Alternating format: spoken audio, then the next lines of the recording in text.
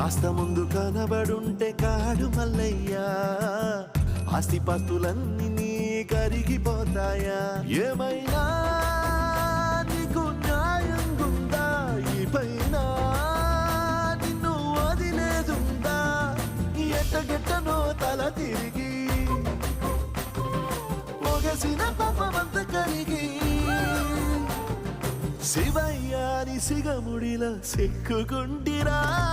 బొమ్మని దిలించిన, కసురుతూ కదిలించిన, శూలముతో పొడిచిన, పాములు కరిపించిన, నిన్నొదిలితే నా పేరిక తిన్నడే కాదురా.